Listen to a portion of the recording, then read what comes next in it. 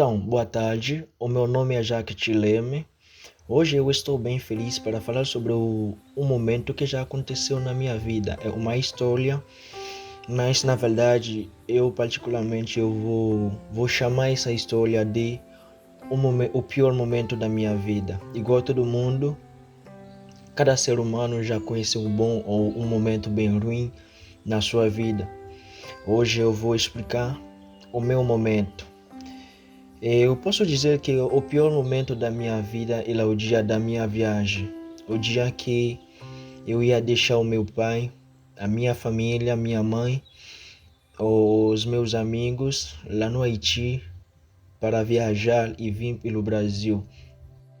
Foi a minha primeira viagem de avião de Haiti para o Brasil. Na verdade, essa viagem aconteceu no dia 28 de julho de 2019. Eu ia deixar o país para viajar. Então, às 1 hora da tarde, eu peguei um avião de Haiti e o avião ele desceu. O avião fez a primeira aterrissagem num país do Caribe que o nome é Curaçao. Depois, eu peguei um outro avião de Curaçao para Trinidade. Depois de Trinidade, peguei um outro avião. Eu viajei lá no Suriname. Então, cheguei lá no Suriname às 2 da manhã.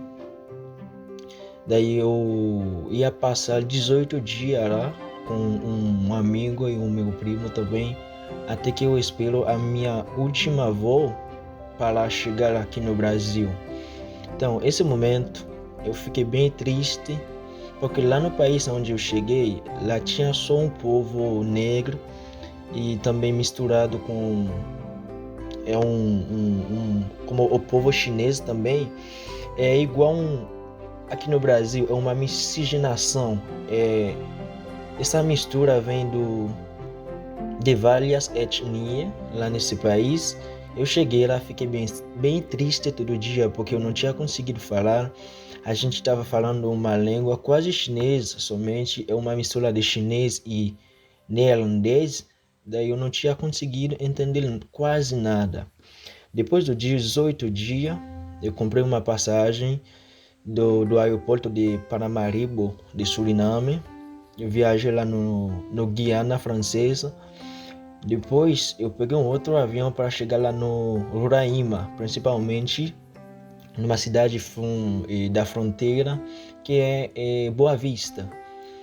Eu cheguei lá, é aqui mesmo que começou a minha primeira dificuldade da minha vida, o pior momento da minha vida, porque eu cheguei lá, não encontrei ninguém que fala o francês, que fala o inglês, que fala uma outra língua. Eu não tinha conseguido conversar com ninguém, somente a gente fala lá espanhol, porque tem um monte de venezuelano lá, misturado com brasileiro, que estava falando português.